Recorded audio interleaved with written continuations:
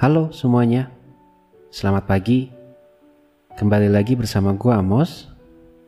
Dan di jam gua saat ini menunjukkan pukul 2:50 waktu Indonesia Barat, atau bisa dibilang hampir jam 3 pagi saat ini. Dalam kesempatan kali ini, ada hal yang kembali gua pengen sharing sama kalian tentang apa sih yang gua pegang dalam hidup ini. Dan topik malam hari ini gue beri judul 3 hal yang harus dimiliki dalam hidup. Oke, langsung aja ya. Gue berharap kalian semua fokus, konsentrasi, dan simak baik-baik agar kembali pesannya sampai kepada kalian semua. Yang pertama, kita harus berhenti untuk bergantung kepada orang lain. Setuju atau tidak? Ya, maksud gua, kita harus bergantung hanya kepada Tuhan. Apapun yang terjadi, datang langsung sama Tuhan. Jadi ketika kalian bergantung sama Tuhan, maka Tuhan sendirilah yang akan menolong kalian. Dan itu yang gua lakuin.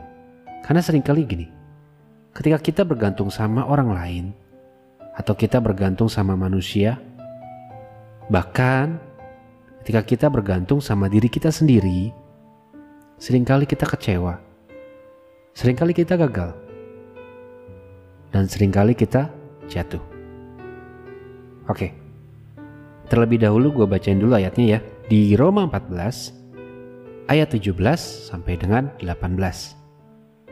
Sebab kerajaan Allah bukanlah soal makanan dan minuman, tetapi soal kebenaran, damai sejahtera, dan sukacita oleh Roh Kudus.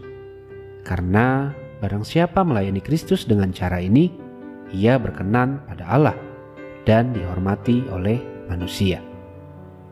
Jadi begini, setiap kali gue baca ayat ini, gue selalu merindukan tentunya supaya gue dan lu semua mendapatkan hasil yang tadi tuh, yang demikian tadi.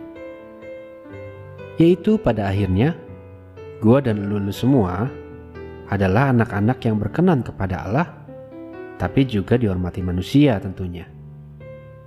Dan menurut gua, untuk mendapatkan hal itu, kita harus belajar mengejar kerajaan Allah.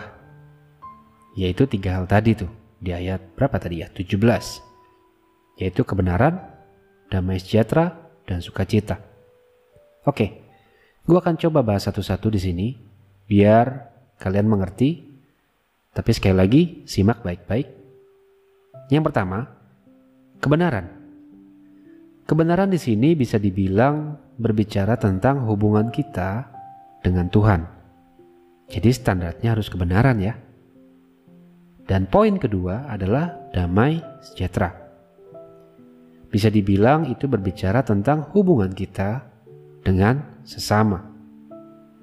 Jadi ketika gua mengejar kebenaran dan lu semua mengejar kebenaran, tapi jangan lupa, kita juga harus mengejar yang namanya damai sejahtera. Jadi sekali lagi, dalam sebuah hubungan, kita nih harus mengejar yang namanya damai sejahtera. Jadi ukuran suatu hubungan antara satu dengan yang lain, yaitu damai sejahtera. Catat baik-baik. Jadi sekali lagi, jika damai sejahtera itu hilang, maka kita nih harus cek poin nomor 1 tadi. Karena begini, ketika nomor 2 bermasalah, pasti itu ada hubungannya dengan poin nomor 1, yaitu tentang hubungan kita sama Tuhan. Jadi sekali lagi, kalau nomor 2 bermasalah, pasti ada yang tidak beres di nomor 1, yaitu soal hubungan kita sama Tuhan. Jadi jangan salahkan orang lain, karena seringkali begini, ketika nomor 2 ini bermasalah, gue melihat banyak orang jadi salahin orang-orang di sekitarnya, gitu. Yang punya pasangan jadi nyalain pasangannya, yang masih punya orang tua nyalain orang tuanya, yang punya adik, yang punya kakak malah nyalain kakaknya, malah nyalain adiknya gitu. Yang punya sahabat, dia bisa nyalain sahabatnya gitu. Jadi karena itu, izinkan gue mengingatkan satu hal, yaitu kejar baik-baik karakter Kristus.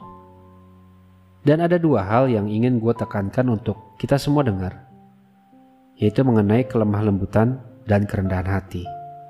Karena gue perhatiin gini, jika kita mengejar kedua hal tadi tuh, yaitu kelemah lembutan dan kerendahan hati, maka buah-buah roh yang lain pasti akan muncul. Coba perhatiin deh. Dan kita bisa aja salah, tapi ketika kita minta maaf dan berusaha mengejar damai sejahtera, dalam hubungan jika kita mudah minta maaf, mudah mengampuni, maka percaya deh, hidup kita itu akan indah, indah sekali. Karena di dalam hubungan pasti ada konflik, yakin gua. Tapi masalah itu tidak akan lama kok.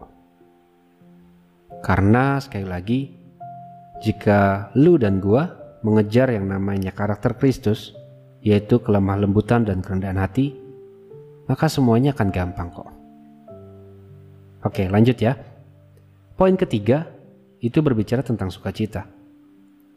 Jadi sukacita di sini bisa dibilang adalah hubungan dalam diri kita sendiri. Jadi artinya kita semua nih, lu dan gua, akan jadi orang-orang yang disukai banyak orang. Karena apa? Karena ada sukacita dalam diri kita. Jadi kemanapun lu dan gua pergi, pasti ada senyuman. Kita pasti jadi dampak. Kita jadi teladan, lalu kita menguatkan orang lain. Karena sukacita oleh Roh Kudus ada dalam diri kita. Ada dalam diri lu dan diri gua. Jadi sekali lagi gua berharap dalam hubungan, kebahagiaan itu indah kok jika kita mengejar kerajaan Allah. Dan itu ada di Matius 6 ayat 33. Firman Tuhan berbicara begini. Tetapi carilah dahulu kerajaan Allah dan kebenarannya, maka semuanya itu akan ditambahkan kepadamu. Jadi sekali lagi gue berharap kita bisa sama-sama belajar 3 poin ini. Yang pertama tadi kebenaran, berbicara tentang hubungan kita dengan Tuhan, hubungan lu, gua kepada Tuhan. Yang kedua berbicara tentang damai sejahtera, yaitu hubungan kita, hubungan lu, gua dengan sesama. Itu harus benar juga. Yang ketiga yaitu sukacita. Jadi milikilah ketiga poin ini. Kebenaran, damai sejahtera, dan sukacita. Sekali lagi, terima kasih udah dengerin sampai habis. Kiranya Tuhan Yesus terus memberkati kalian, melingkupi kalian, dan memberkati kalian dengan kasih-Nya yang luar biasa. Tuhan Yesus memberkati. God bless you.